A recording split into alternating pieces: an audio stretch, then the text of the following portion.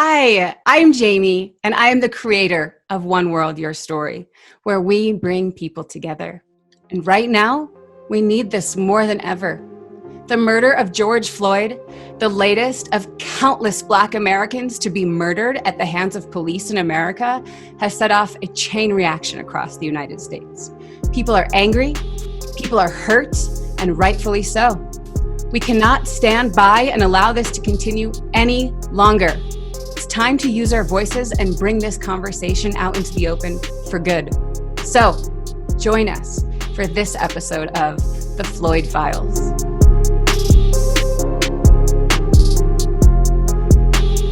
No good deed goes unpunished. It's a real thing. It's sad. It's the saddest reality.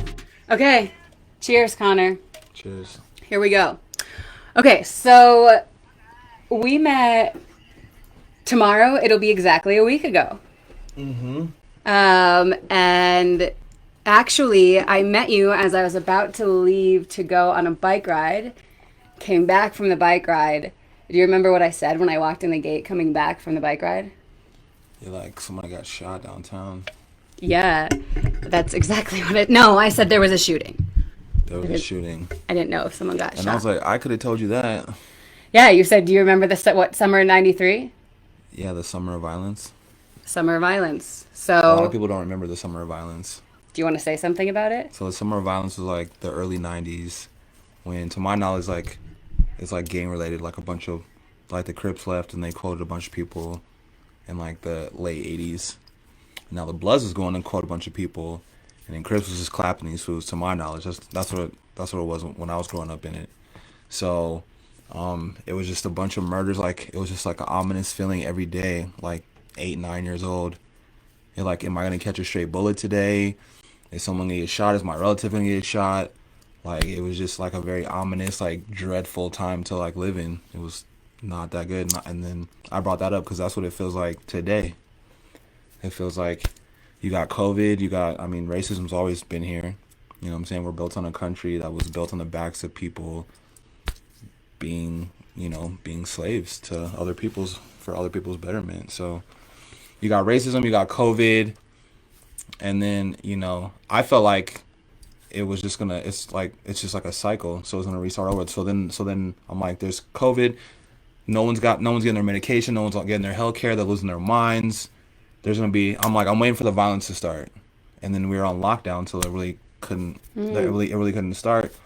And then you see this guy get murdered, like you watch for 9 minutes someone get murdered, like by 4 people. He's a big dude too, so it took 4 people or 3 dudes to sit on this dude and kill him, right? And then boom, now you got the violence. So the summer of violence the summer of violence was 92, 93, 94. It was a while. It wasn't just one summer. It was a while. So now you've got it again. Okay, so from your life experience, you already felt this kind of brewing and coming on. Yeah. Yeah, the feeling was ominous. Like I'm like, well, people got COVID. They're in the house. They're stir crazy, cabin fever, all that shit. Losing jobs. And then these people don't have money or income coming in, so they can't get medication. They can't provide for their family, and that you got to get it some way. And there's the haves and there's the have-nots. So yeah, okay. People got to do what they got to do. You know what I'm saying? They go do it. Okay, so you're already bringing up a bunch of points. I want to make sure people know who you are, because the truth matters, I don't really know that much about you. I don't know who I am. I mean, do any of us really? Like, that's kind of the fun of life. I don't know, I think. Evolution going on. Always. So, I know your name's Connor. I know that you did not grow up in Denver. I don't remember where you said you were born and grew up. I was born in Nebraska, but I grew up in Littleton. I went to Bear Creek High School. Oh, so you did grow up in Colorado. Mm-hmm. But how long did you live in Nebraska? Until I was like 11. Then I moved to Texas and then Oklahoma and then here. And I told my mom, I'm not moving no more. Okay. By the way, if you all are watching live, can you just let us make sure, if you can't hear us, give us a thumbs up or thumbs down, because we have one mic in the middle. I just want to make sure. I think they can hear us. I can hear us on my phone. Oh, you can? Okay. They can hear us. Okay. So when you were like 11, You were here in Colorado. Mm-hmm. And did you move here with both of your parents? No, my mom kidnapped me and brought me out here against my will, Okay. or moving, so I like to call it. We moved out here. It was me and my little brother, and then I went to Bear Creek, but we lived in actually the rival high school's neighborhood. We lived in the Columbine neighborhood, so I grew up with all the Interesting. I Yeah, grew you're up Littleton, of I grew course. up with all the Columbine kids right after the shooting. So that happened.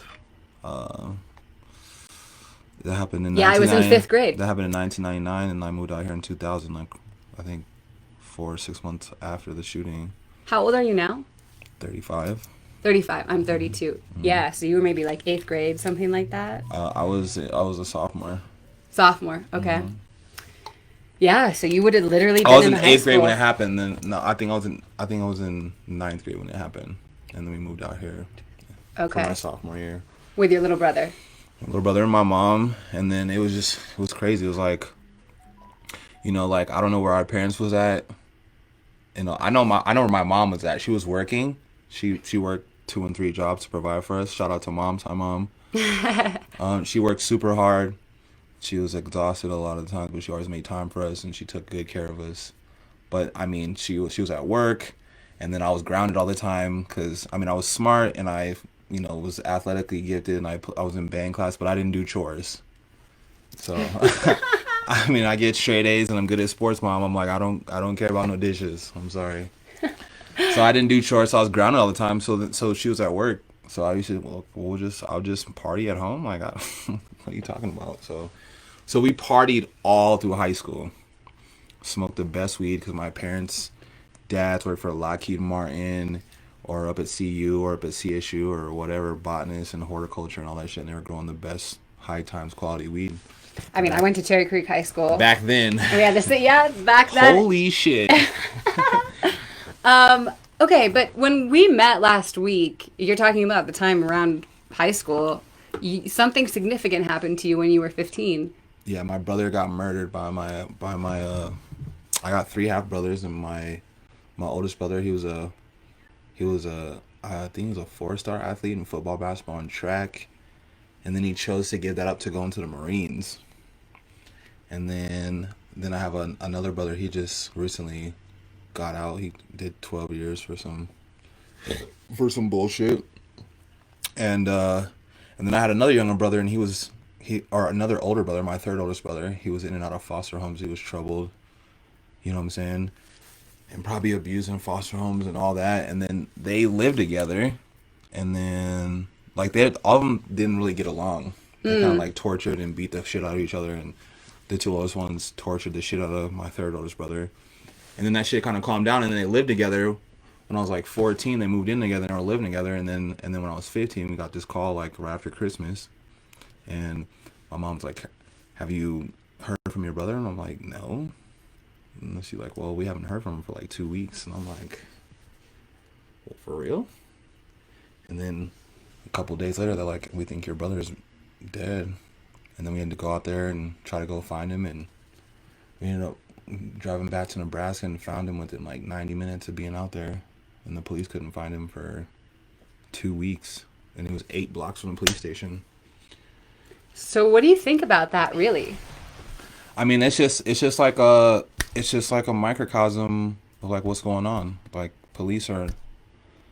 I don't want to say by and large. I don't know what the breakdown would be of like how many police officers are really good or out there for you, and ones that are just full of shit and are out there to bully and enslave people.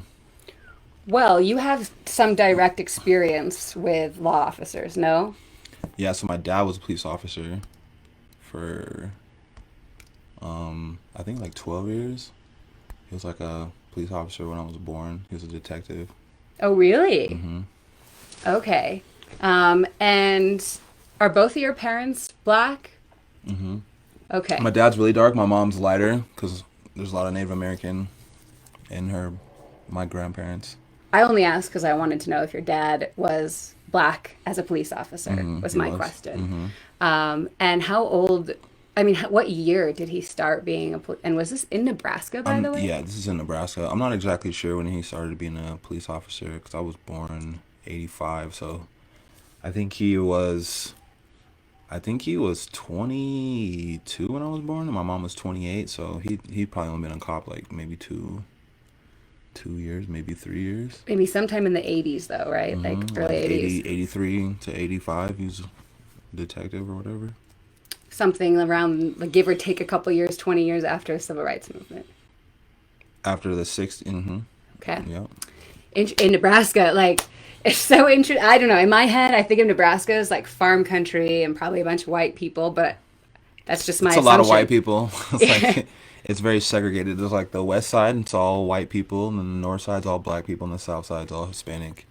And then so my grandfather, he's from Mississippi. That's where my ancestral land is and stuff like that, where my ancestors are buried on our own personal cemetery. And so we're my ancestors are from Mississippi. They're from the Delta. They're Choctaw Nation Indian. And then so after the civil rights movement, my grandpa moved everyone up to Nebraska to get out of the South because it was fucked up, and he looked like Muhammad Ali. So Okay. he was probably sick of all the bullshit going on. So he moved up to Nebraska, and it was like undeveloped. And then he was the head of the United Food and Commercial Workers Union for like 30 years. Oh, wow. What an interesting Yeah, story. so he campaigned for politicians, met the governor, met the mayor. They had him over for dinner and all that shit like all the That's time. amazing. Yeah. That's so cool. Um, like, oh shit, you just said something about Mrs. Oh, I was gonna go. Okay, I won't go into Mississippi. that. It'll come to me at some point. Okay, let's go back in time. I'm curious. Okay, so you're born in Nebraska. You just said it was super white. We're specifically talking about racism in America. I say that there's going to be a lot of things that we talk about, but with that undertone. Do you remember the first time you realized that potentially you were different because of the color of your skin? Well, they enacted this busing system in Nebraska to make sure that there was diversity amongst the people. Like you were introduced to different cultures, That like kind of system's been going on for a long time now. right? So they would, you would go to, one year you go to like predominantly black school, and then you go to a predominantly white school, just so you got to see like different stuff like that. Get get get a different perspective. How old were you? I went to a lot of different schools. We moved so much, so I mean, I just went to a bunch of different schools. I guess the question really is like, when was the first time that you remember that you It and if wasn't. It I'm was in high school. okay, talk to me about that. I mean, this dude used to like fucking come up and call me nigger to my face at school, and like In Colorado. at Bear Creek, and like it's like you don't want to make a big deal, listen, but you want to tell you like shut the fuck up, dude, or stab him, or I was gonna fucking bat. He had a nice ass Trans Am. He had a sick ass car, and Pontiac Trans Am? Is yeah, that yeah. I was gonna slash his fucking tires. And then my white friends were like, dude, why are you fucking calling? Like, why are you doing that to Connor? Like, he's cool. Like, I just moved there. Like, it was just, I mean, Colorado's like a headquarters for the KKK. So I don't know Well, if you know what's crazy about people knew that? that. My mom, if you're watching this, sorry for calling you out, but also not sorry because we talked about it. Today we were talking and she was like, well, Denver's actually super diverse. And I was like, what? No, Like, are you serious? that's It's not one of true. the most white cities in this country, if not states. And somehow my mom thinks that. I'm like, how can you think that? Maybe because I said, maybe because you live in Aurora. Maybe because if there was a place Yeah, that was that's diverse in Colorado, that's it why would she be would think. Aurora. That's why she would think But that. I said, Aurora is not Denver at all. And Colorado was red, up until Obama was elected, which thank God we went blue then. But not we don't have to get into politics. But yeah, I mean, curious, where did you feel more racism in Nebraska or Colorado? All of hair for sure. Colorado. Way Okay, more. which makes sense that it was high school that you started really feeling it.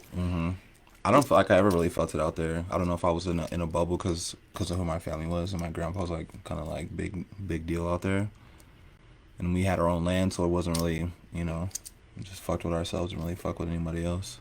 So,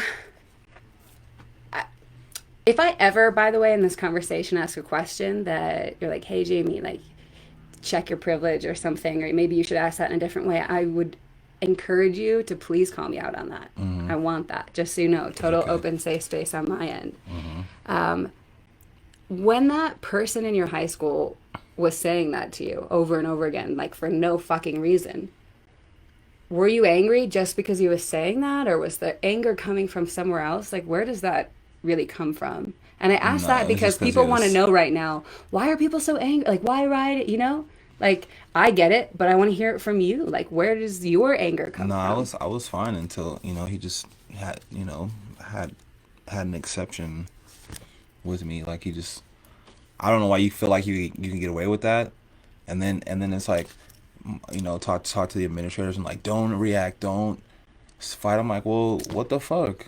Oh, so you went to... No, they came to me because one of my friends, my mom was just talking to me about this the other day, and I didn't even remember this part, but like one of my friends wrote a paper in his English class, and he was like conflicted because he has friends that he's been friends with since they were like little kids, and then you got this new kid in here, and I'm fucking cool as shit. Like we're playing on the state championship football team. There's only 4 sophomores. We're in the paper. We're all rock stars and all this shit. And these fools are fucking hating, calling me N-word to my face and shit. Like, in the middle of school, in the hallway. Like, people can't hear this shit. And other people are calling this dude out. And I didn't really have to do anything because they were, white people were policing themselves. They're like, dude, Connor's cool. Like, you're being a fucking bitch right now type shit. And I didn't really have to do anything. I wanted to do something. Like, dude, just chill, bro. Like, we're gonna look out for you. So, shout out. Glad that you had that experience. Shout out to the people that looked out. And it was like so my friend had wrote this essay in this paper, like, I don't know why this dude was treating my friend like this. Like, I'm cool with everyone. I don't know what to do. And then the paper got turned into the administrator underneath the principal, and then they called us in and had a talk with us and shit. And like, we play on the same team, but he was just, I think it's because he was fucking girl like me. Interesting. Because she was like this cute ass softball player, and then he liked her, but she was black. So I don't know what his fucking deal was. He had poor communication skills. So we're gonna chalk that up too. Or he's a teenage boy. Like, I don't know. Okay, so you had the experience in your high school where actually the white people were policing themselves, which is exactly anybody watching this, do that. Yeah, See please. Something, say something. It's our responsibility. Tell them to shut their fucking mouth and then spit in their face while you say it. Do you really think that's the answer? Truly, I mean, I get why you're saying that. So there's like particles, like, some droplets. I get why you're saying that. And the reason I'm asking about that and calling it out is because, like, there is a way in which to say it that people will actually be receptive. Because otherwise, you might say it. How would you like, say it? How would you call someone out? That's like, first of all, racism is such a broad term. People don't feel like they're racist because they're doing things on the little side of racism and not. They're like, I didn't call nobody no N-word. It's like, well, dude, you're doing that little bitch hoe shit. That's why I said to you, call me out, because sometimes I was reading something. It's like, you're not born a racist, but you're born into a world that's full of it. It's like air. You're not born breathing, but the second you're born, you start breathing in that air. The second we're born as a white person, we start breathing that in, right? The privilege. And it's like, sometimes you can forget to breathe. What about the mixed people that are like, they're mixed, they're white and black? Yeah. And they're conflicted as shit. Like, I'm mixed. So my mom's side of the family, like, there's like a lot of white in our side of the family on that side, and then my dad's like, I'm not really sure about, because my dad's super dark. So yeah, what about that? Because I've had another friend talk to me about that too. It's conflict. There's definitely the white. There's some white genes up here, and there's some black genes up here, and they're arguing. They're like, this is some bullshit. Depending on what the situation is, and then if you're mixed, like, niggas don't like you, and white people don't like you. The only people that like you is other mixed people. That's it. You have to stay in your like little lane with. The only thing that I can even begin to possibly relate to that is I identify as queer. I like guys and I like gals. And That's queer? if you're well, I like, really, for me, it's about the person. That's why I say queer. Because for me, bisexual is like too black and white. It's too this or that. And that for me, there's a whole world of in-betweenness. I'm a very gray person. Okay. Gray's not good. Okay, so Malcolm X quote is the hardest person to deal with is the moderate, right? Oh, I am not a moderate. He'd rather, that's what gray area is. I Gray mean, area is moderation. You're either this or you this. There ain't no gray area, baby. You gotta get on one side of the fence. Okay, let me defend myself. Okay. I mean, I am gray when it comes to sexuality. Okay. There's no one side of the fence for me there, and I'm very okay with that. Okay, yeah. When it comes to my values, morals, beliefs, it is black and white. Okay. That doesn't mean that I'm not open to hearing both sides. I love hearing both sides. I think it's really important always to try and different perspectives. It's one of the reasons why I travel and talk to all these people of the world. But like, I'm if a good you are, listener, but I don't like to listen. if you're bi, right, and you go to like lesbians, you're not gay enough. And if you tell a straight person that you're like a guy, that you're also into girls, and that is a whole other conversation with heteronormative people, I should specify. He's really into that. So it's like you can't fit into either group, and then you just kind of are. See, grouping's bad. So Yeah. When I started my first radio show, when I got on talkradio.com, that was like 5 years ago. And my co-host, he's a libertarian, right? So he's all about knowing the Constitution, and he's all like, one of the things was like, we don't like to group people. We take things we explore the situation on a case-by-case basis and develop our intelligence and our knowledge of the situation case by case. Mm-hmm. That's where racism is grouped, because there's some black people I don't like. I'll say that. There's some black people I don't like. Okay? That's fine. That doesn't make every black person suck. It's not about liking Just each other. him. Mm-hmm. Just him. And then you gonna get your other black homie and be like, look, man, is this dude on some bullshit or not? Rich, tell me if Tyrone's on some bullshit. Do that shit. You know what I mean? Have the conversation. Open up the dialogue. You know what I'm saying? Because if you feel like somebody's marginalizing you and disenfranchising you, then call that shit out. Be like, hey, man, what you're doing is wrong. I don't appreciate what you're saying. And don't hold that shit in either. People don't communicate enough. And then they hold that in, and then it bubbles up and it manifests in your actions. And that's what you don't want. Well, that's almost like why overt racism is almost, I don't want to say better, but it's easier to deal with, because you can see it flat out on the table. But that woman, like in Central Park, is probably bubbling, like growing in her, right? And then a situation happens and it spills out. But it was all that like silent stuff that she was probably doing for a long time. But nobody ever called her out on it because it was so subtle that probably, So I feel like, I have a question for you, just asking this question for some other people I know that have talked to me that are mixed. Mm-hmm. Where their white side of the family isn't like saying anything to them right now. Like, how do you have a conversation about that? It's tough, yo. Like, I mean, I got a niece. She's mixed. Shout out to Jada. Hi, Jada. So she's mixed, and then we're black and her family's white. So you automatically have two different sets of values, right? Is that automatic? Automatically, there's two different sets of values. We should all have one set of values, but we don't. Okay, so as someone that grew up with families of different races, what do you see as some of the different values? I mean, if you could put the value of the value of $1, number one. The value of $1, because the haves, they got money. That changes just the way you operate. If you don't got no money, turn off that water, turn off them lights, close your window. You know what I'm saying? We pinching pennies just to make it, because we're disadvantaged. You don't have that. You don't have that over here with the people that have stuff. They're like, do whatever you want. Just explore, go do that, leave the door. We don't give a shit. It's funny that you say that, because I don't know if this is because I'm Jewish and my family very much so lives up to the stereotype, but I had the same thing. I literally got in trouble and had to pay a fine to like my dad if I didn't turn off the lights or things like that. So, but I did not have the feeling that it was because we didn't have it. It was more about saving. at just being cheap, you know? It wasn't necessarily about the fact that we don't have it. There's So something very to be different. said. There's something to be said for being frugal. I mean, Sure, but it's a good, total different mindset, and it comes out really differently because of that, you know? I mean, when brothers get rich, what do? Blow that cash. You can't take none of that shit with you. Get it, live it up. You know what I'm saying?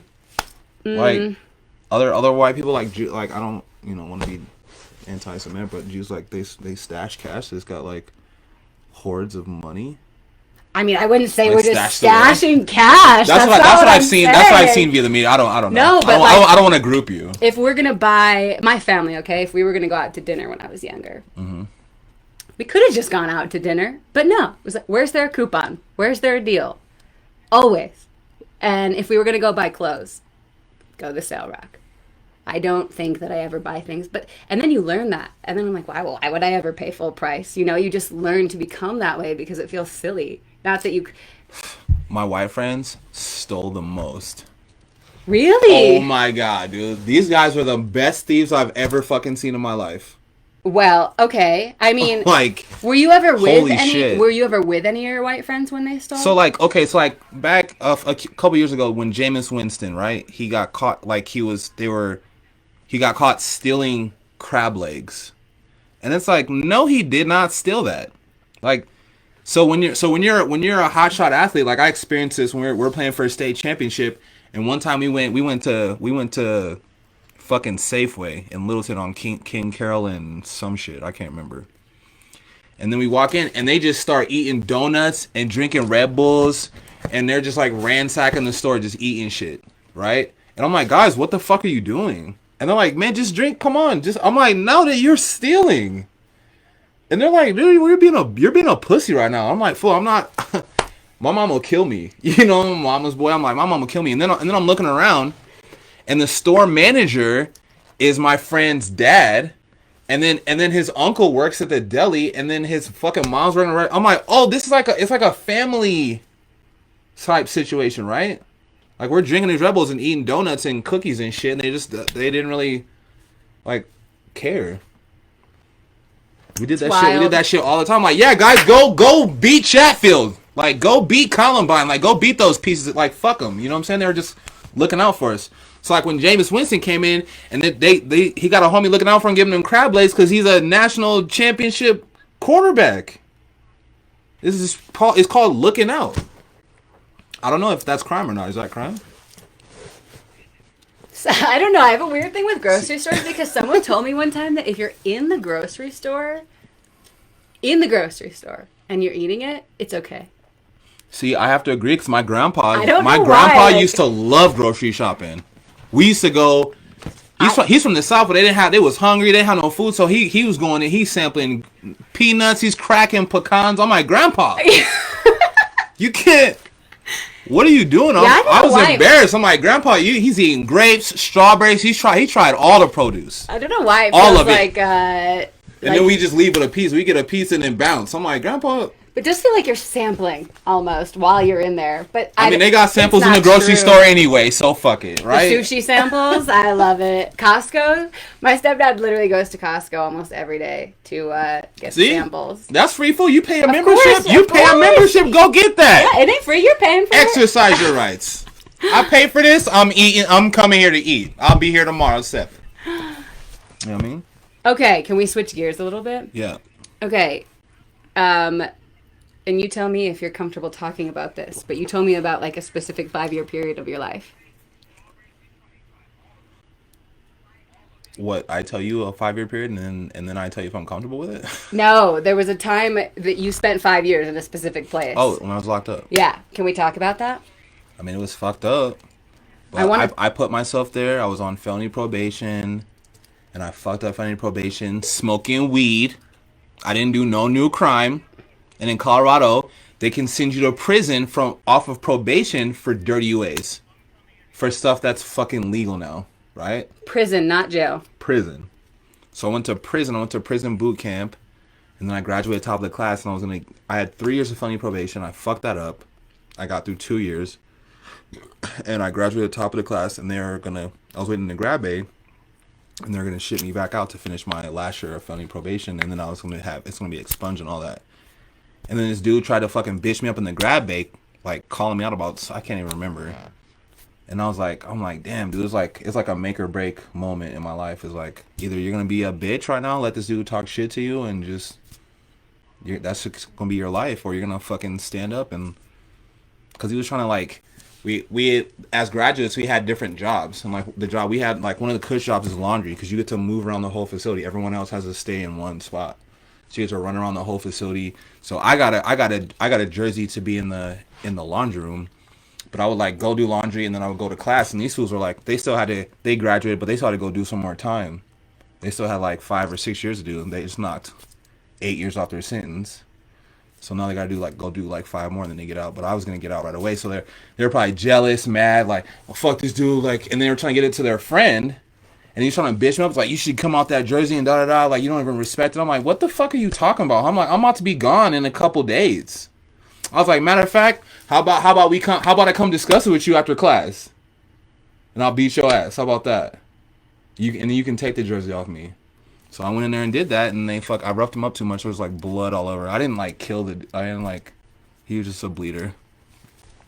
And then so they threw me in the hole for 2 months. Wait, what does the hole mean? The hole? Like solitary confinement? Yeah. So they threw me in the hole for 2 months. Because after you're like, I'm trained by the Green Beret and like all these fucking Army Rangers and shit, and so I'm like super dangerous at that point. But I didn't fuck the dude up that bad, but there was some blood on the walls and shit, and I did smack him around a little bit, and he was older than me. So they threw me in the hole for 2 months after that, and it was like that was where I had the moment where I'm like, I'm not fucking around doing no more bullshit before that, because boot camp was hard as fuck. Their recidivism level, like if you graduate boot camp, you will never go back to prison. They had like a less than 5% recidivism rate. Oh, so it works. Oh yeah, they was kicking your ass. I mean, I'm glad that you said that and said that live, because I personally, I thought I was going to be a detective forever. Studied criminology, sociology, and mental health. Mm-hmm. And rehabilitation programs, which are bullshit in my opinion, because they don't really rehabilitate you, and the statistics about once you're in the system going back, but you're saying no, only 5% after you do this. That program in particular, 5-star program in Colorado. But they don't want you to not come back. They want you to come back to prison. That's how they make their money. They make their money you fucking up and coming back and destabilizing your community and all that. That's what gentrification's all about. Gentrification's where they come in and they fucking flood this area with drugs, and of course these underprivileged people are gonna go out there and try to even up the odds because they can't get no money. They're not trying to work at fucking McDonald's and all that shit forever. They want to have some shit, yo. Rich people they have money to have shit. They can go have a good time, go to concerts. You can't do that shit working at Wendy's and shit. So then you get a bag and you fucking hustling and you working and shit, just trying to even up the playing field so you can live a better quality of life. And then you get caught up, and then they put you in fucking prison, and they destabilize the community, and the property value drops, and then moms can't fucking handle it by herself no more, and she has to move, and then some white person buys that, and all these white people buy this property and they sit on it, and then boom, once the whole neighborhood's clear, they raise the price up and move in some rich people. That's how gentrification works. It's a 30-year plan that they had planned out. They had all that shit planned out. I mean, this is not the Highlands. This is it's like in between Jefferson Park, Highlands and Sloan's Lake. Sloan's Lake. Okay. Paco Sanchez Park. Okay. Because where I live in the Highlands, 20 years ago is not what it is now, but that's exactly what's happening here. It's really sad for the communities that were here for a long time. Especially where I am, there happens to be like a very big Mexican community. Mm-hmm. And there are some local stores there, but anyway, that's a whole other story we're getting into. What in Colorado specifically, I know we have Supermax here in Colorado, like Florence. Prisons here are wild, and I'm just curious when Gladiator School. What's Gladiator School? Gladiator School's Buena Vista. That's where I went to. That's where I went to prison boot camp at. They call it Gladiator School because you're gonna fight there. You're gonna bang. That's where you get your stripes or whatever. If you didn't have none when you went in. Were you scared? You get scared of like situations, right? Like I was scared of like if I didn't stand up for myself, what kind of person am I going to be the rest of my life? Yeah, And talk to me about that. I chose to stand up for myself, and you know, I don't advocate violence, but I mean, when you're backed into a corner like we are right now as a whole society, you don't got, that's all you got. You telling motherfuckers shut your mouth. I'm not trying to hear this. People are telling like leave it alone, and that shit don't work. So then you have to take shit in your own hands, and sometimes all you got is your hands. That's it. So I made that decision, and then I mean at a point in time I was like, man, I fucked up because that shit cost me 7 more years of my life. Well, I was just about to ask you, was it worth it? I would have been. I feel like it is. I'm doing great now. Okay, so would you do it again if you were in the same situation? I wouldn't do anything different. I wouldn't make him bleed that much. That's what I would do different. I just would have slapped him around a couple of times, and that's it. You know what I mean? Or maybe just bodied him up. That way he wouldn't. Sure. He wouldn't have been bleeding, but his ribs would have been fucked up, and he wouldn't have been, and he was getting at me because it felt like some racist shit then too. I was about to ask, was this a black guy or a white guy? He's a white dude. He's like 5 years older than me, and I mean, you could just, there's just stuff you're doing. It's like, man, are you trying to be a dick? Are you racist? Like, what is it? Because you can be a dick without being racist.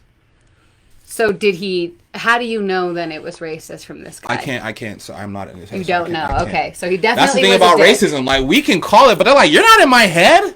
How can you tell me I'm racist? I just don't like you. It's like, okay, well, we can build on that. But we can't build on some shit we don't like. We either you don't like me or you're racist. Like, which one is it? Just pick one. Well, what about racism in the prison system? That's what I wanted to ask you about. Is it the same as it is out here? I mean, I've walked the yard, and there's dudes with fucking swastikas, like big ass ones on the back, and they come to you like, look, man, I made mistakes. Like, this shit on my back, it doesn't define me as a person. And you're kind of like, just like, all right. Like, I don't know you, but whatever. Really? You have random people? And I assume that's a white guy with the swastika. I mean, I'm like 6'6", 6'6" in my boots, like walking the yard. So like, I'm like one of the biggest people. Like any prison I ever went to, I was the biggest. I was like 10 pounds heavier. Oh, so people preemptively do that. So people are like, look, dude, I'm cool, man. Don't kill me, okay? I'm cool. Nice tat. You know what I'm saying? Do you think it's real? Or are they doing it to protect themselves? I mean, they're just trying to be cool. They're like, they might have fucked up. Like, you have to give people that. If someone's gonna come to you real, I'm like, look, man, I made mistakes before. I'm like, I'm here because I made mistakes too. I think that's a really important point, because there's probably going to be a lot of people right now that have made mistakes that maybe are even nervous to like fess up to that or say it. That's the thing that you feel. Have you ever felt nervous? Like, you want to tell somebody the truth, and you're just like, the nerves just overwhelm God, you. yeah, all the time. You're like, God, I really just don't want to tell Carl I hate him. But is racism a better one? It's like, that's not. Just tell Carl you fucking don't like him. Or whatever his name is. Richard. Bernard. Or Stacy. Well, whoever. All these Karens out here. Fuck Karen. So, okay. Did I tell you about what they did to me? Like, so a week before George Floyd died, like, I was trying to help some wildlife, right? Like, I had a friend, and she had the wolves. Some raccoons. Raccoons, yes, you did tell me. She had some fucking raccoons, and I put out a post because like, I got 5,000 friends, so I'm like, I'll put out this post, and we'll find these things at home. I did my research. Are these things domesticated? Yes. Google said yes. Google said they sell them. Found out the price point. So then we're like, okay, well we can make a little bit of money. Find these things a good home. I know lots of people that would take care of pets, love them to death. And then so I posted a picture. They're in a cage. Like, they can't. They're got them in a cage. So they're not running around the fucking house tearing shit up.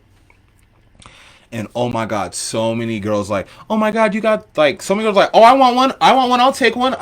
And then you got the haters that come in like, first it's just all love, like, we'll take them, we'll give them a good home, look out for them, blah blah blah. And you got the haters come like, it's against the law if you don't have a permit and blah blah blah. I'm like, motherfuckers got tigers and shit. Like, what do you don't need no fucking permit for some raccoons, do you? And then I have to do my due diligence, because you got haters out there, and what they do is they're helping you up your level. You know what I'm saying? Or that's how you have to take it as. I love challenges. I love upping my level. I love getting the knowledge. So can't nobody talk to you, right? So then I'm like, okay, well, I guess you have to have a certain amount of land, or like you have to have a permit if everyone's gonna be checking on your shit like that. You know what I'm saying? If people could just mind their own fucking business, that would be great. But we don't have that. There's all eyes on everyone's society. You know, I stick out, so everyone's all eyes on me all the time. Whatever, you know what I'm saying? I guess I signed up for it or something by living, so I don't know. So that's I mean, you said that really flippantly, but like that, damn, I'm going to repeat that. I signed up for this. You said, I guess I signed up for this by being born. Yeah. Like that. Like taxes. I didn't sign up for taxes, but I was born and they taxed me. So I guess that's it. Sure. But taxes are a little different. You can avoid, you can not I would like to keep that money. I don't fucking know you. You could choose to not pay your taxes. No, you can't. You can't choose. I mean, I know about all that stuff, but you get in trouble, whatever. All I'm saying is we're just trying to find some animals, some homes and shit, and y'all is fucking tripping, right? Like 300 comments. Oh my god, for like 2 days. Yeah, but then what happened? Then they sent the police to my job to come check and see if I had some raccoons on me at work. And then I'm like, and this is right after Ahmaud Arbery got shot just jogging. And they're like asking questions. They can see I'm getting upset. I'm like, man, my boss is right there. Am I gonna lose my fucking job? Is a raccoon more important in my fucking life than my job and shit? Like, what is this? Who sent the police? Oh man, it was some girl. It was some women on my. I don't know exactly who it was. They weren't gonna tell me. Okay. You know what I'm saying? They didn't even know the facts. Like, do you have raccoons? I'm like, does it look like I have fucking raccoons at work at the airport? Okay, but we don't know. Come on. We could assume plenty of things, but we don't really know who right. sent the cops. I used to assume a lot, but I like facts now. Okay, so we don't know. The cops came, and I didn't get arrested. They didn't. But I'm like, man, the last black dude that fucked up, he got killed. So I'm upset because I didn't fuck up. I was doing something trying to help the community. And you're immediately on edge. It's not like you could have a casual conversation and be like, I didn't do anything, right, no matter what. Because you're wrong. Because the dude on CNN, I don't know his name, but he's like, at the end of the day, being black is a crime.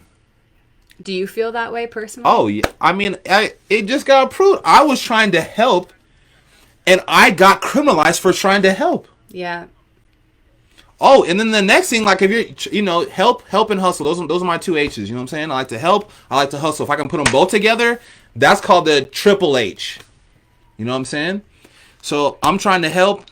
I was gonna sell them, and then I had to do my research, do my due diligence on the situation, and like, okay, if you don't have permits, like, I'm not trying to have no law come fuck with me. Sure. You know what I'm saying? So I switched from trying to sell these things, like, okay, well, let's find them a refuge or some land that they can go to and be safe and not get killed by coyotes and shit. Because that's how they became orphaned. Yeah, you're trying to do everything you could to do the right thing, and then you still get the cops it blows up in your face. No good deed goes unpunished.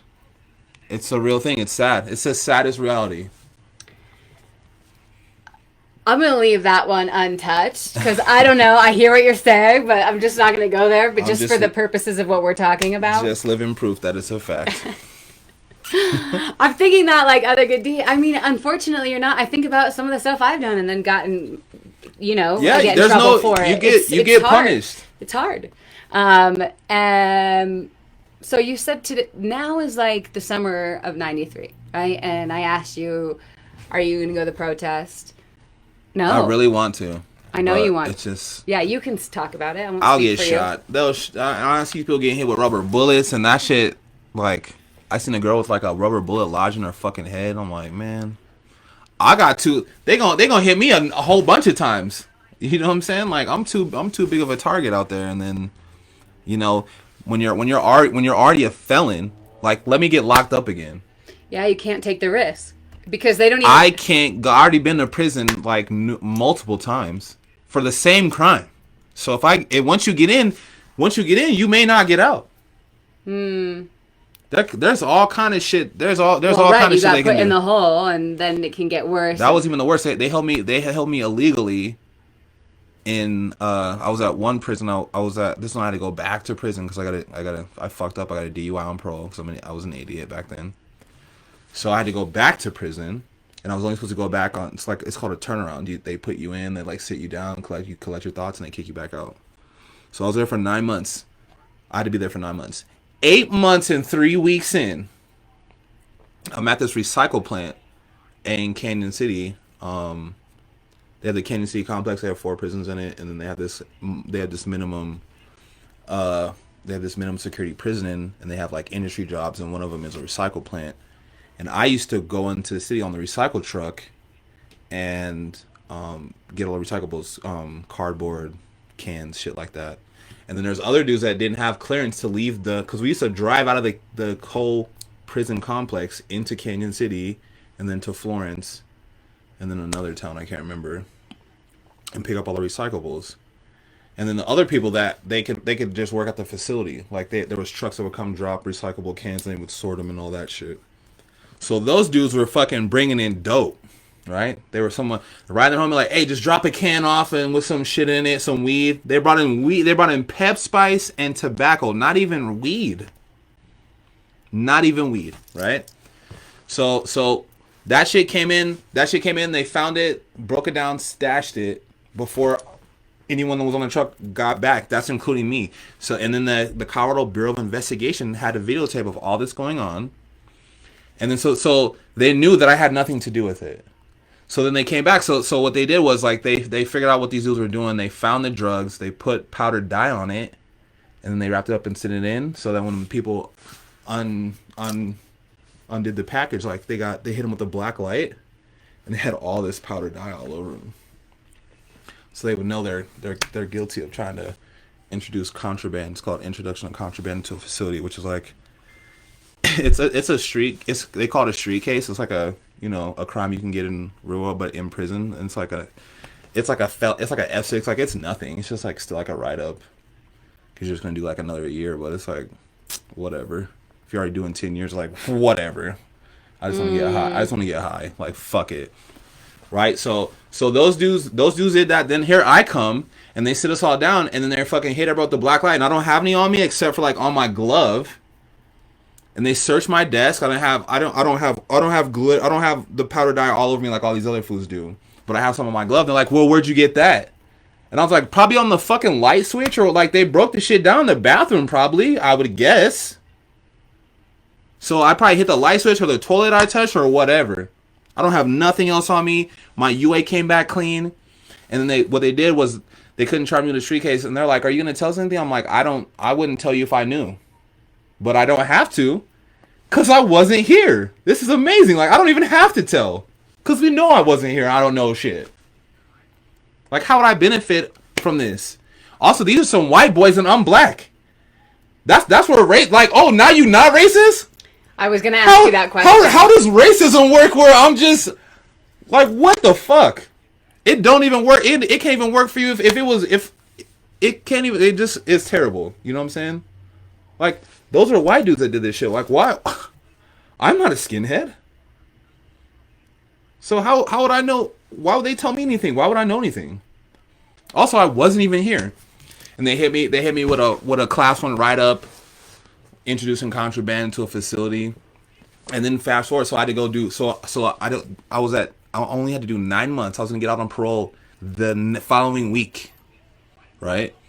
So my number shot up, so I had to go to this other facility, Crowley. And I had to do another 18 months. 18? Another 18 months. So triple the time that you were supposed to do. I was like...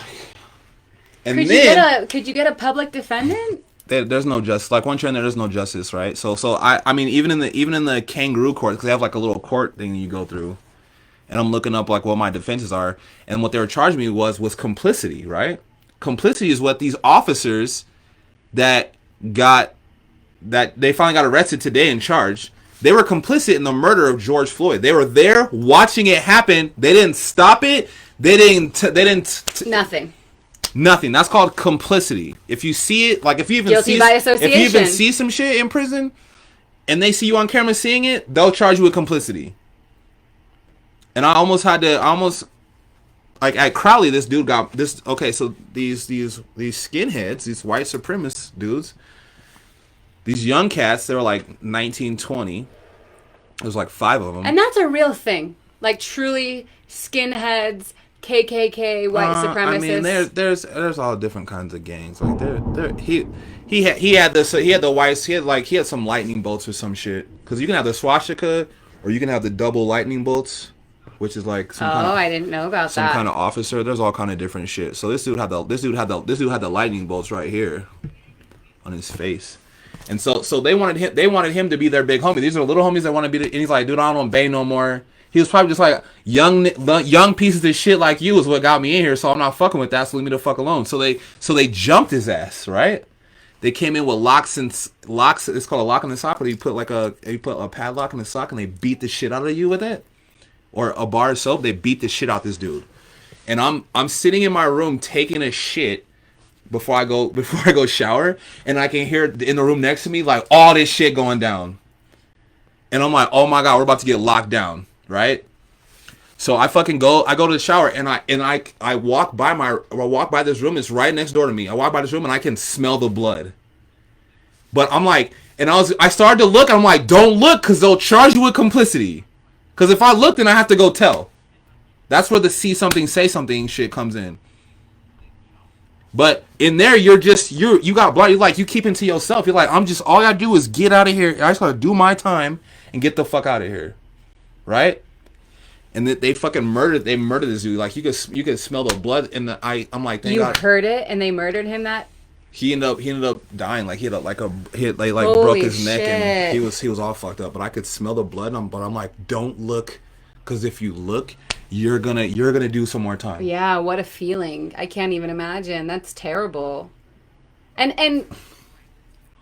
Terrible. do you notice anything like, and I don't want to make anything that isn't there. I'm just curious, like with the officers that are in the prison system, because from what I know, the prisons are disproportionately black to white based on the percentage of population that's out here, right? Did you find that to be true when you were in prison? I mean, well, there's a lot more white people, so there's like, it's a lot of black people. I would say like prison, like all the ones I went to, it was like it's probably like 30% black people, which is disproportionate. Yeah, we don't account for that many people. 10% in the U.S. Yeah, so it's too many. Okay. And what about the officers and like the treatment of people in prisons? Did you notice any differences, or were you all just prisoners? I mean, yeah. I mean, you don't really notice like what kind of concessions or leeway white people is getting. But if they do, you just make them your friend. Like, hey, go but it's kind go of after the microwave back. Different operating. So take the microwave and like. Is it less about race in prisons and more about gangs? And can they mix? You know what I'm saying? I mean, being a racist is part of a gang. Like if there's a riot, then you squad up with all the people that look like you. Yeah, I guess that's true. That's just what it is. There was like one time that it happened. That was like very intense. Okay, we don't have to talk about that. We do not have to talk about that. Okay, is there anything else that you want to say about racism in the prison system that you think would be important for people to know that haven't experienced it? It goes from the real world to in there. So I mean, it really starts like in the real world. Okay. Like it's just amplified in there because it's everything so compact in there. So we can talk about the real world then. And here's the thing: I asked you if you would have this conversation with me, and you said yes. I've been doing all the questioning. Is there anything that you just want to share about growing up, you? In America, or racism, or what you think that we as white people can do to help or make a difference? I mean, I think everyone's been thinking about this for right now, or just recently. Seriously, everyone's been thinking about it a lot more, and like, I've been trying to like put my finger on one thing, and then it's just. Basically it's, calling the people out. Being willing to have the hard conversations. Yeah, and those conversations, like, they never really, like conversations that you would have without like a tragedy like this going on. They never really went nowhere because it's like not. It didn't feel that important. And just recently, within the last 4 years, it's just like, you know, these people are getting murdered by, you know, they're defenseless. They're getting murdered for no reason, being nonviolent. Well, what would you say to all the people out there that are like, this looting and rioting is ridiculous, we have to stop that? I mean, I just kind of understand it, because when I was 22, 23, 24, 25, I was wild as fuck. Like, I don't know what side I would have been on. I'd have been on the wild side, you know. I don't know if I'd have been destroying shit. I'd probably been like firing off fireworks, and, you know, I don't know if I would have hit an officer, or like what kind of. But maybe I'd be the one talking and raising the energy. That's what I do. I raise the energy on situation. I put the jumper cables on shit. I'm a catalyst. So I mean, I'm just glad that I lived long enough to be here this long. You know what I'm saying? Back in the 90s, you wasn't gonna make it past 21. That was all you could hope for. 21, and then, you know, hopefully you don't get shot in the head on your 21st birthday. Like that was thing you talked about. That was your reality. Huh. And then you get past that, and then all my 20s I was locked up. I was locked up all my 20s. All like those aren't necessarily the best years, but like, you know, those are your knucklehead years. Those are years where you're just like, you're still kind of like filling shit out. You're just fucking up, and you're like, oh, I'll fix it tomorrow and all that shit.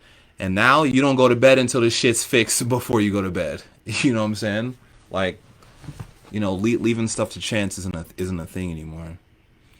So, I mean, you know, it just these are young people. They're enraged, yo. Like, and they're talking about violence. It's like this started because of some violence. I know, it's like, how does that not get remembered when people are talking about the violence now? I don't understand that. Over a $20 fucking check. Like, come on, dude. Like, who calls the cops on a $20 check in the fucking first place? And the owners of the store are black, so they feel like shit right now. Because they called the cops about $20 fucking dollars, and y'all know they're like, don't call the police because the police don't make nothing no better. Like, we already knew that shit, yo. But, you know, thank you for standing up at least, and they offered to help pay for the funeral. But that doesn't help the parents. That doesn't help that family. Don't call the cops no more. That's what I would say. Fuck the police means don't ever call the cops no more. That white bitch that fucking called the cops on that dude because she didn't have a leash on her dog. Well, okay, I think don't call the cops no more. Delete the number 911 out of your brain. Call the cops if you're literally having a heart attack and you need an ambulance. Call Uber. Tell them to get you a lift to the hospital. Don't call 911. Fuck that. I think right now, with the way that I don't know what we call it, police system. I don't know why I'm losing my words. They call it the justice system, and it should not be a system. They have to just change all this shit. The Constitution there was no black people there when they wrote the Constitution. So that right there is why we don't get treated right. So tear that shit up. Tear that shit up, redo it. No, don't redo it. Tear that shit up, make a new one with some black people there. Because there wasn't no black people there when they wrote the motherfucking Constitution. Bill of Rights or amendments. We wasn't there. Or we was, but we was in somebody's backyard on a leash. So fuck all that shit. All this shit needs to go. All of it. I told my mom that. She's like, you're crazy. I'm like, Mama, was there any black people there when they wrote the Constitution? There fucking wasn't. So that shit don't have us in it. Wow. So get rid of that shit. Number 2, don't call the cops no more. Call somebody else. Create someone else to call.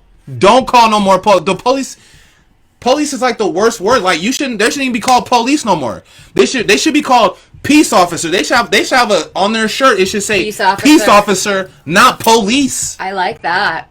Amen to that. No more police. Fuck the police. And I don't mean that in a bad way. I mean that because we're starting new shit. So that old system of police didn't work. Policing started as a system to find slaves that ran away. It's a property recovery team and asset protection. So they kept your slaves there, or if they ran off, they went and got them for you. That's where police comes from. So fuck that. Peace officer. I don't want to see police on shit no more. I don't want to see police in the car. I want to see peace officer. Yes. Where is that? Affect some peace, bro. How do we do that? You change it. You can. It's as simple as changing the shirt. Change the shirt, bro. You're a fucking peace officer. You ain't police no more. You ain't here to pick up slaves and shit. All that shit's done. Okay? What do you think about simple things that you can do that will it'll register in people's mind, and then it'll be the new reality. Well, the reality is that words create reality. You know, the only reason this is a fucking sofa is because we call it. Change the name from a justice system to a justice gateway. Oh, I like How about that? How about a gateway to justice?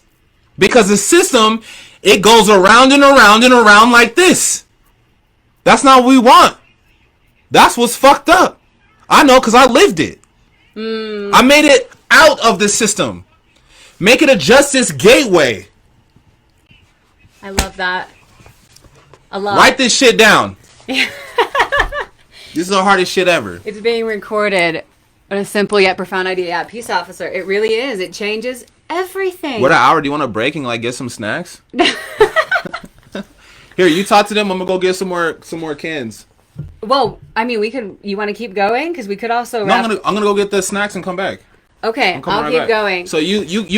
Okay. This is Jamie doing some thoughts while I'm gone getting snacks. Okay, I'll keep going. I know there's only 3 of you watching, so whoever you are, if you have any questions live, please put them in. Jess, I think that you're still there watching. But yeah, Connor definitely not afraid to throw it down. I think it was so interesting what he was just talking about. I mean, I've been thinking about where racism stemmed from, which is slavery, but I did not think about, like, when the fuck did our actual police system start and why? I mean, that was mind-blowing to me. And thinking about us policing slavery, and we still have the same system, the same words. No shit, we have to change the system. That's crazy. So, for those of you that are watching, what question should I ask Connor when he comes back? Jess, I know you're there because you're writing. What do you want to know? What should I ask him about? I was thinking about asking... like, what does it feel like to not only just be a black man in America, but also be a black felon? And does that add a different layer? And like, okay, what about the American dream when that's your label? So that's what I was thinking about asking. I also want to ask him about the term African American or black. I have a feeling that we, meaning white people, use the word African American because that feels more PC. But I don't actually feel like that's the term that should be used, because when I hear the black community talking about it is black. It's Black Lives Matter, not African American Lives Matter. And there he is. Connor, what perfect timing. Oh, you brought the sushi. Oh, yeah. We're getting it here, people. We're getting it. Thank you. Oh, and you have, like, legit chopsticks, too? Yeah, my cousin's Asian. Your cousin's Asian. Your He's mom's Japanese Native American. Black. Like, My grandparents are Irish and Native American. Okay. I'm Irish, Native American, and black. We've got all blends. So nobody asked the question live, but people are staying and watching. So that's good. Oh, no, she did. Okay. She might re-ask questions. Did you already discuss what you, Connor, what do you want and need white people to be doing for this movement?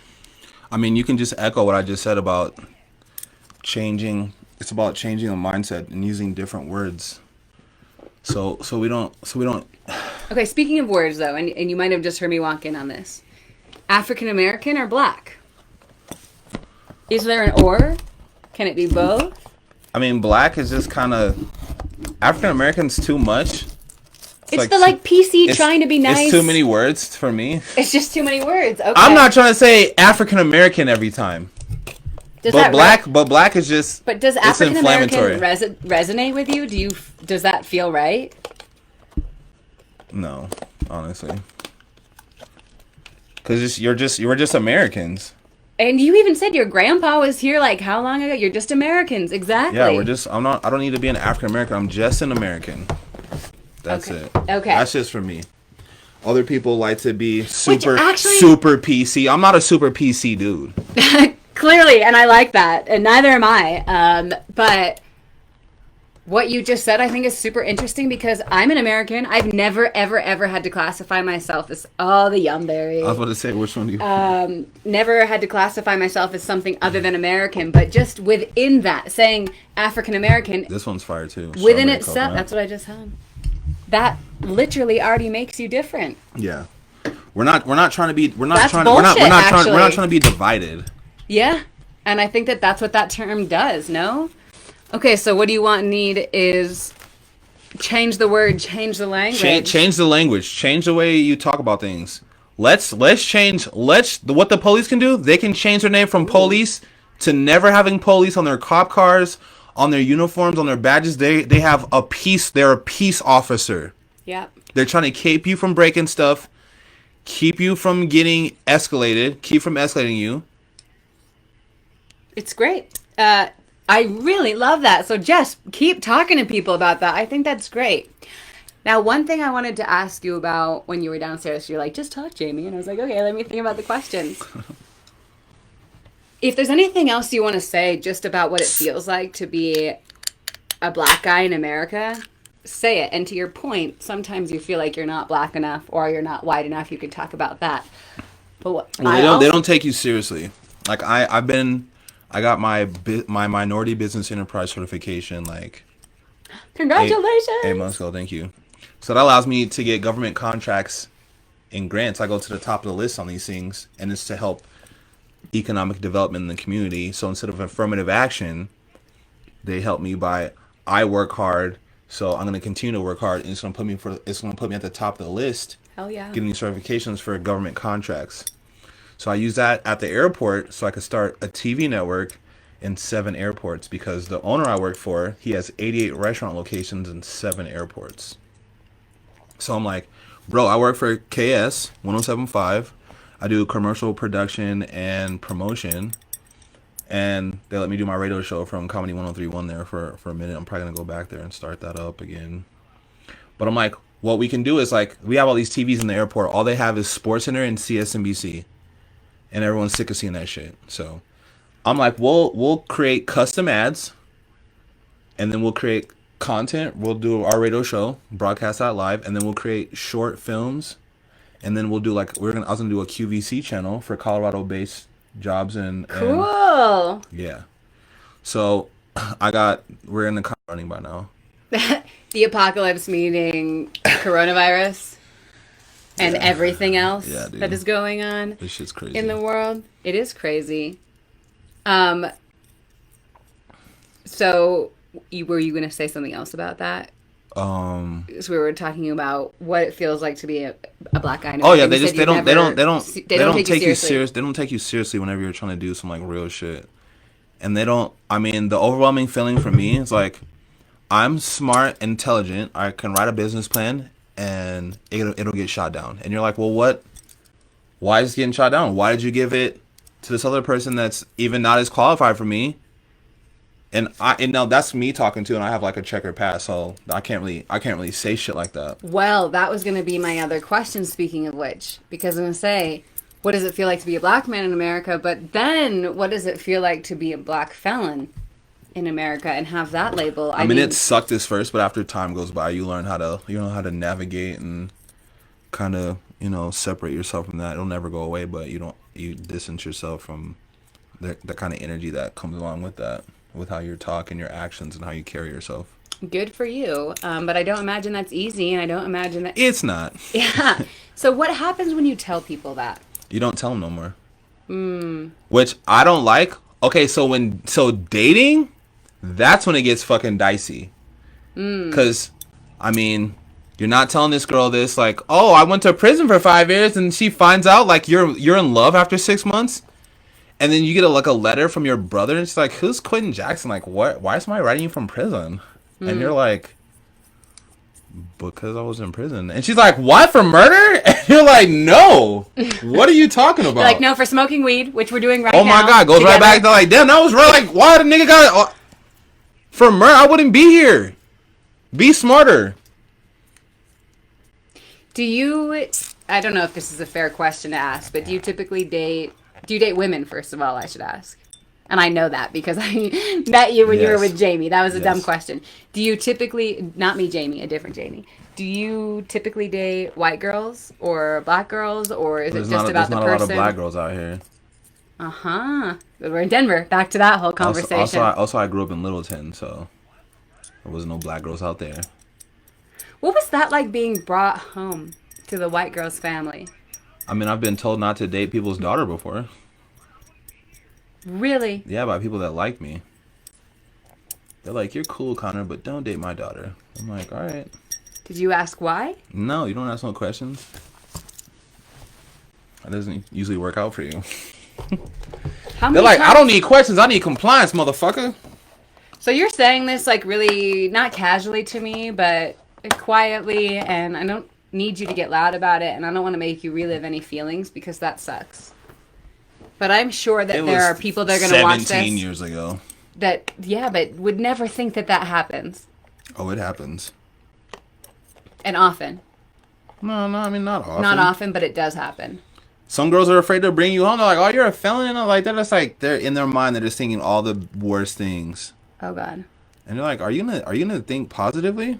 That's what people can do. They can think positively because they don't do that shit. People that are on that positive shit, they be thinking negative shit too. I feel like I'm the only one that thinks positive all the time. That's something I developed when I was in the hole. Like, I had to think positive and superhuman about myself and narcissistic just to get out of that. So, I mean, solitary confinement, that's a whole other...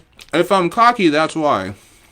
It's a whole other can of worms. Because you had to believe in yourself and be like, you're dope as fuck. You're going to get out here and do a bunch of dope shit. When you're locked in there day after day. I mean, you have to do something. It's inhumane. Sunlight. Something. That's a whole other conversation to have. Let's go back to racism because fuck, I could talk to you about the prison system for a long time. Me too. But I don't want to. Yeah, when we won't. So, how do you see any like end in sight for this? And like, how could there? What would take it? Today was huge because they upped the charges, even though it says without intent. I'm like, unintentional. The motherfucker was on his. And this is a black guy. Well, that's the thing. This is a black guy that did it. I'm like, come on, dog. Well, that's the thing with the justice system. It's actually not his fault because I was talking to some people about this. In order to literally legally prove intent, you have to, like, we can say, okay, he had this hat on. He was in these, like, white supremacist groups. They worked together. Trust me, I think it was intentional. I know, but a black person, it wouldn't be no question. Every murder that happens and it's a black, it's premeditated. Yeah. Premeditated, open and shut. It's an open and shut. This motherfucker it's premeditated for 9 minutes. So what is Get the fuck out of here. The difference with evidence and like putting innocent, like there's so much stuff coming out with DNA right now, and like it makes me happy. Like some people are being released that have been in prison for how many years, completely innocent. Do you think that there is? I mean, this goes back to just dismantling the system and getting the corrupt people out of there because of course they probably get rid of evidence or don't talk about things. I mean. But there's no way to prove that. At least I don't know any way to prove that. Yeah, everyone would have to start telling on each other. But your father was in the... Which they should. Y'all should start telling. Y'all make everyone else a rat and a snitch. But it's kind of... Tell on everybody. Kind of its own gang, in a way. It is a gang. It's the biggest gang there is. So then how do you rat and snitch? Like, how do we make that culture okay? I think we got to talk about mental health more. And get people just to be a little bit more vulnerable. How do you do that? What do you mean? What do I mean? Vulnerable. I literally mean that. Vulnerable. Talk about how do you feel? Like, what's going on? What are your true beliefs? Not just this tough macho thing. Because here's the thing. Sometimes you don't want to talk about it because you're like, this isn't going to help. It's not going to... Sometimes... Does talking about everything that's fucking with you help you? You're asking the wrong person that question. I don't think so. Sometimes you just need to let that shit go. Yeah, sure. People tell me that be the bigger person, let it go. I'm sick of being the bigger person. I don't know how to eat sushi, that's apparently. Jamie knows how to eat. Yeah, I don't know. Let that shit go, Connor. Be the bigger person. Man, fuck that. I think If I'm screaming and begging you not to do something, then don't fucking do it. But people still do that shit. I'm screaming and begging for you to get off my fucking neck. And you're like, you'll be fine. And then I'm dead. And then you're not fine. That's just not fine. Like, people don't listen. Like, I'm telling you, this is gonna fuck. I'm telling you, like, look, if you do this to me, it's gonna put me in a mental state. I just went through this. Well, like, people that are close to me. If I tell you don't do something, don't do that shit. I'm not playing. So, oh man, I'm like, I don't even know what to ask you next, but I really do think we should wrap this up because I know what people are going to watch on here, but you and I can continue the conversation. Yeah. For any of you, though, that have just joined, I know there's only 3 of you. This is Connor. We're talking about racism in America. We're going to wrap up here soon, but if you have a burning question, at least from what I know about you, you seem like a pretty open book, willing to talk about this. So if you have a burning question, please ask it. Leave some comments so we can respond. Now,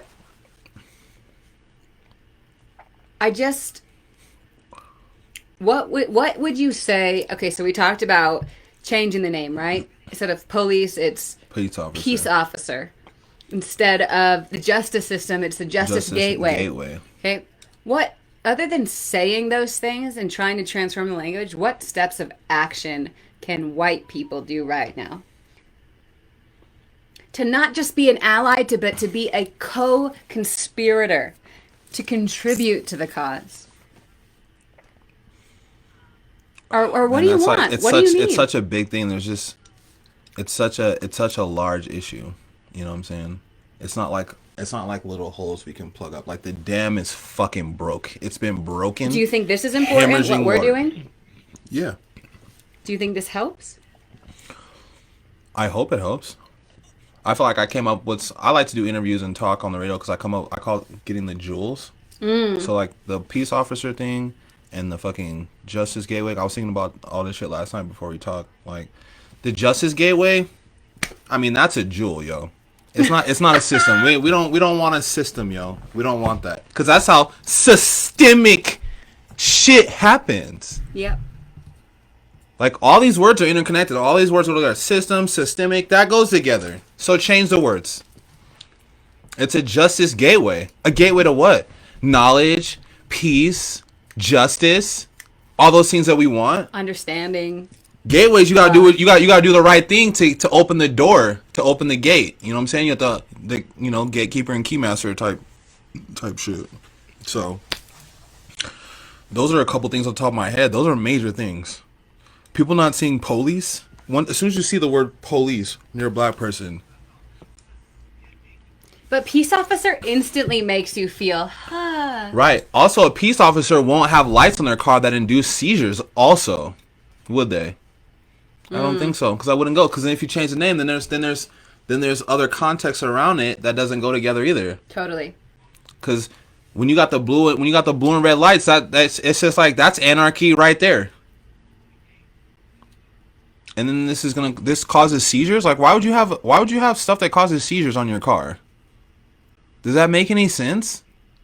Did you say that to yourself out loud? Did you say that to your, like, let's put some seizure-inducing lights on the car? It's honestly something I don't even think about. What kind of fucking sense does that make? But it doesn't make sense. Who thought of that? Fire him. Okay. Start firing people. What we should do is all the people that have been black people that have been murdered wrongfully, they need to retrial all that shit.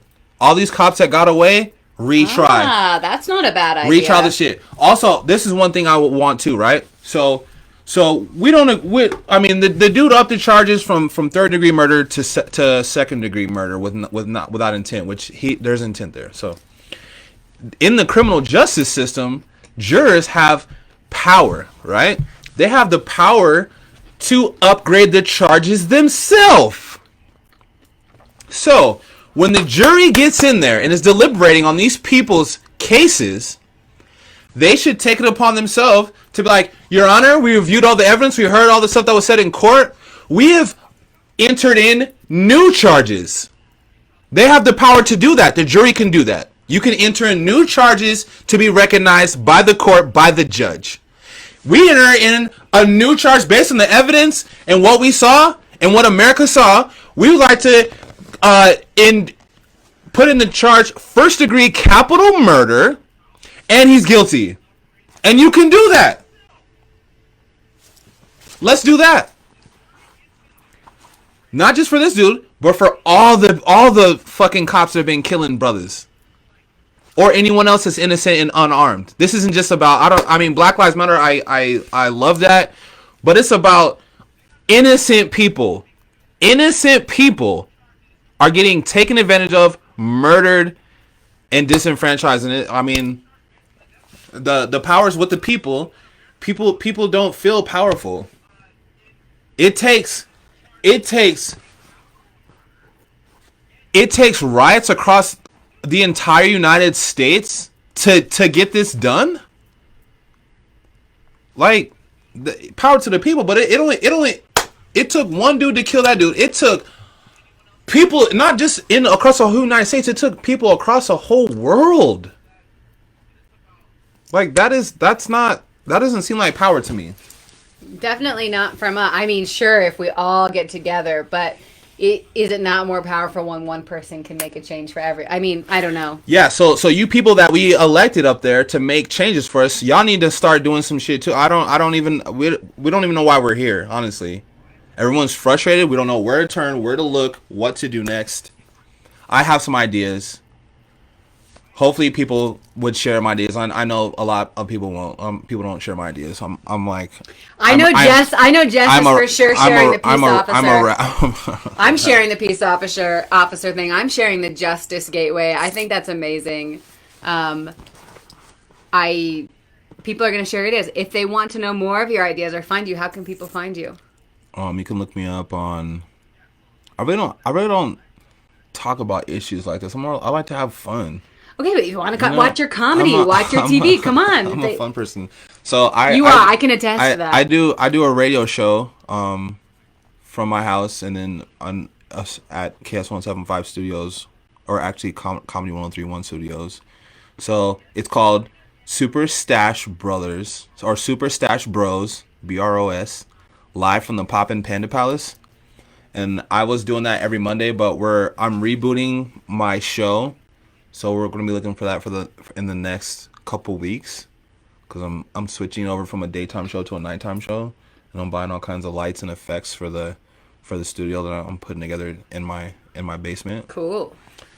So we'll be doing that, and then I'm on Facebook, Connor Sullivan.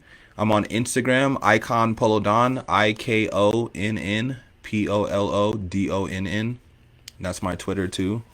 And my Snapchat, same thing, Icon Polodon, only with the one. We'll put it in the comments after. We'll put it in the comments. Cool. And then you can peep me out and message me. And I can't have too many more friends. I got 5,000 friends on Facebook, but I have a second Facebook page that I'm gonna be working with a lot more. That one's Icon Polodon too on Facebook, but I don't really. Oh, horrible problems to have. Because I'm a rapper. That's just for music. That's not really for like. Authentic genuineness of what we're doing right now. So you said you're a positive person, right? You like to have fun. Mm-hmm. Have you brought that part of you into the last week at all? Have you been able to? I have to, yeah. I have to laugh and make jokes. Is something you can leave us with? Some funny stuff? Yeah, why not? Let's get some real, your personality out there. Come on. God, I can't. I don't know. I think that sometimes comedy is the best medicine, even in the worst tragedies. And so, but by the way, we don't have to leave on that note, because this is really fucking serious. I can't think of anything funny to say right now. I appreciate everyone for watching and listening and taking in, the knowledge that I'm trying to impart, the ideas that I have of how to help move the situation forward in a positive manner. And maybe that was a really asshole thing for me to ask you to do. I'm just like, I'm a comedian. I'm not that one that gets put on the spot. I'm just funny with I'm like in the moment. I'm like situational comedy Totally. In the situation. I don't have jokes. So, just to wrap it up, sorry to put you on the spot. I know that wasn't fair, and for a lot of reasons. Is there anything that I could have done differently, or that I should have said differently, or that I could have or should have asked you or not asked you, just for my No, own learning? no. I like the natural flow and the unscriptedness. That's how I do my show. I don't like scripted stuff. I like it to be natural. And you did good.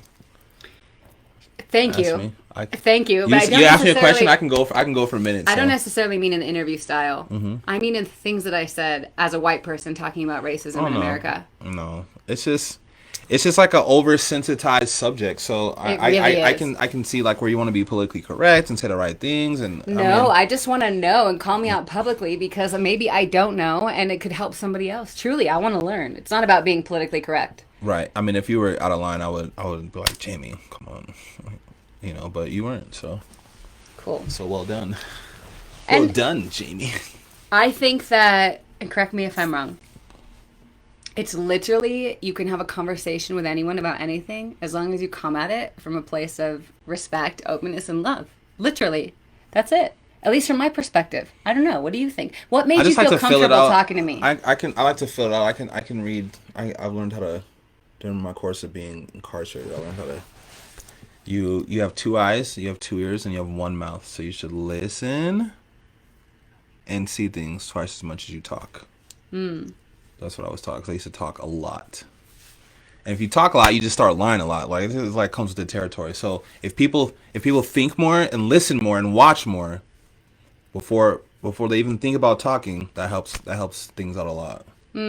Because if the optics, I like optics of things, the way things look, or if you say it out loud, if you say things out loud to yourself and see how like it makes you feel, because you can like feel stuff. Like there's like when you see like movies and the dude's like saying the stuff in the mirror before he's about to go on the big date, right?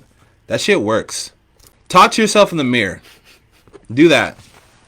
Say whatever bullshit you're about to say. Practice it, and then see like, would you let somebody say that to you? Fuck no. So don't say that shit. That helps you think about. Wow, now that what is. I say nice things to myself in the mirror, but some of the means that is a lesson I'm going to try on. Yeah, say all that bullshit you're about Truly. to say in the mirror. And be like, don't say that. Wow, that could be really fucking powerful. Thank It helped me out a you. lot. Thank you. Okay. Um, anything else?